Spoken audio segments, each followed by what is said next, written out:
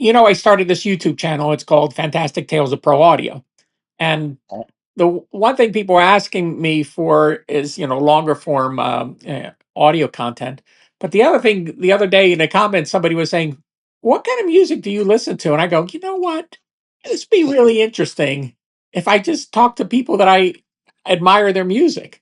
And I thought of you right away. And you're, the lead singer and the songwriter for the band Ice Cream Headache that Yes. I was exposed to in, like, what was it, 95 or 94? Is that when you guys were Yeah, there? I've been around them. Yep. Yep. So I thought it'd be interesting to talk to you. So what the first time I met you, you were you the receptionist or the intern at I don't know what you were, but you were at Aircraft Studios, right? I was at Aircraft Studios, and yeah, in Dormont, Pittsburgh, PA, and I was just kind of, I was just kind of working there, answering the phones, sweeping up the place, whatever needed done. Uh-huh. Uh, I did it, and I was working with a guy by the name of Barney Lee, who was the owner of the studio, and he's a great friend and did so much for us. So I worked there during the day, and then when the thing, when everybody would clear out um, at the end of the day, I would often stay there, and usually with my partner, my songwriting partner Dale Sinsky, Uh-huh. who's the guitarist for the band and plays lots of instruments. But and we would coax Rick Meister, who was the engineer at the time. Um, Rest in peace, Rick. But we would, talk him into sticking around. Usually required, maybe a couple six packs and maybe some other incidentals to twist his arm into sticking around and helping us record at night. So Yeah. I mean, yeah, when I was coming there, I was a digital design rep and I would just show up, and I think we did some seminars there, and it was a yep, beautiful studio. I remember you guys had a Trident 80B console, and then yeah, you had a Pro Tool system in there. And the first time I was exposed to, what you guys were doing is I came in and you were playing that song, Fire in the Hole.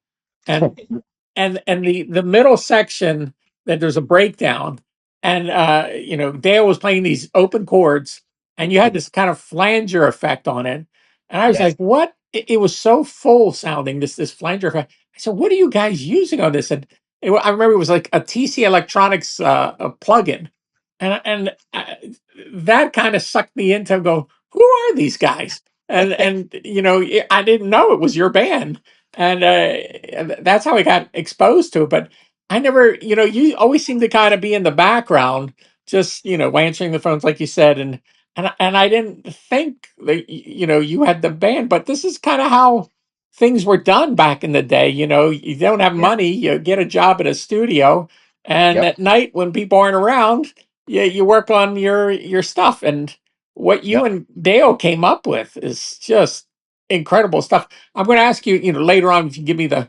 link so I can, tell people, here, go listen to this stuff. Because yep. even though it's like, what, 30 some years ago, I Hmm. still listen to these albums. You had 3 albums out, and Yes. they all are fascinating to me. And it's basically you and Dale composing all this stuff, right?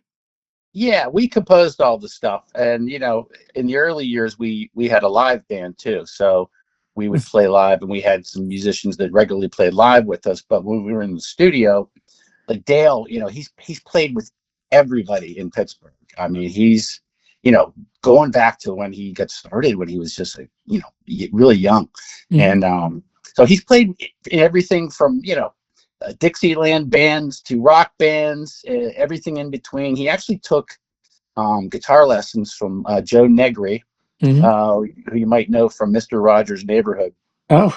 as a very young kid, and Uh-huh. became friends with George Benson as well, who's from Pittsburgh as well, and Oh. they're still friends to this day. They still talk to this day, Oh. but because Dale worked with all of these different great musicians, and there's so many great musicians in the Pittsburgh area, Mhm. um, he would say, okay, for this song, I want to get this guy for the upright bass, or I want to get this guy for the B3, the Hammond B3 organ. Mhm. And so he had connections with all of these people, because he'd worked with them all. So we would just bring them in and again supply them with a couple of beers or whatever they needed to do the session. We Uh-huh. weren't paying anybody to do anything really. Uh, We weren't getting paid either, but but it was a lot of fun. you guys were kind of like the Steely Dan of Pittsburgh to me. You know. That that is a very good analogy. I have always thought of us kind of in that way because, you got a guitarist and a singer, keyboard, bass player, whatever. Mhm. But yeah, we would just go out and like Steely Dan would do the same thing. They would go out and get the best musicians in the business, and that's why their records sound Yeah. so incredible. So Yeah, yeah, but you just didn't take as long coming out with the next record. That's the difference. well, I think it took us quite a while to get the third one out. Yeah, I Yeah. think "Dropped as a Baby" came out in like around '95, and then a couple of years after that, we put out an album called Silver Cloud, and then it wasn't until I think 2010 that we finally finished Yeah. Loudmouth Soup, which was our final CD. And I think we had one song we had to finish on it for years, and I finally said, let's just get in the studio in Dale's little studio, in his upper of his garage, and finish the song. So Yeah. Well, that's that Loudmouth Soup, that's the one that you guys did the music video with the Batmobile and Yeah, yeah, we did a music video for the song Loudmouth Soup. Always wanted to do a video, and I happened to know a guy. I'm an old Batman 1966 Adam West Batman uh-huh. freak, and I through that I had made connections to a guy who wound up becoming licensed by DC Comics to actually recreate those '60s Batmobiles, which were so cool. Uh-huh. And he's doing it to this day. And as a Wow. matter of fact, today's Halloween, and he's opening his Batman Museum in Logansport, in the Indiana. So I'll give him a little plug there. Okay. But anyway, so he had he made Batmobile. So I said, could you come down? And he had a film production crew. They made really low budget movies Hmm. local in their area with the people that they worked with. And so he filmed us, doing that video. He had a little room that was kind of set up like a little, inside of a spaceship kind of thing. And Hmm. so we used whatever props he had to, put that video together. And I think he did it for like $400 or something. But it's a cool video. It captures your attention. You go, who are these guys? What are they doing? This is crazy.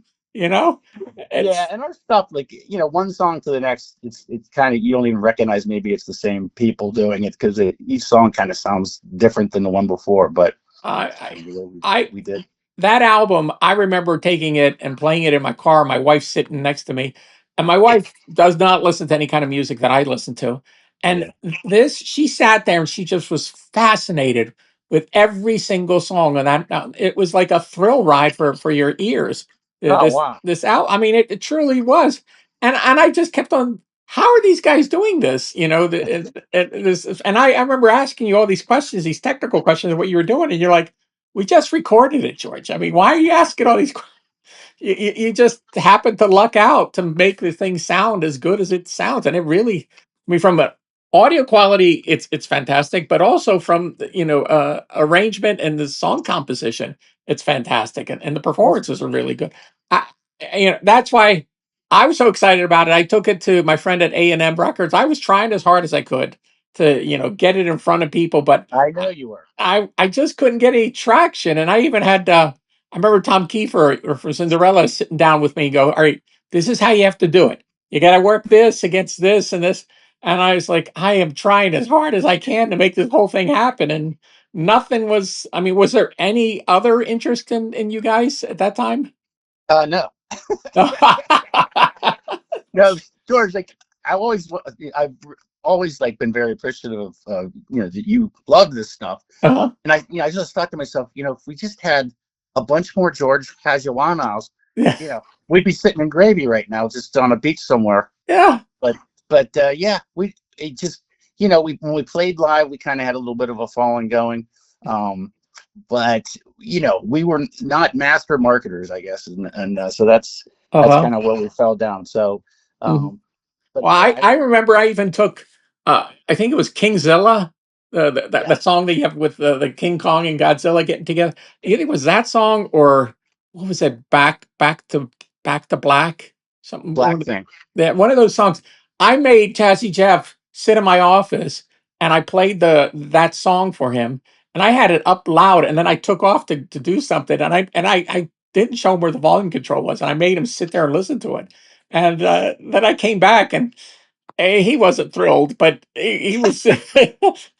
I mean, Yeah, that's the only way I can figure out getting some kind of a spark of some kind of other interest from anybody else to yeah, make I remember you something telling me. happen. And and I had the ear of the head of A&R, for A&M Records, Mark Mazzetti.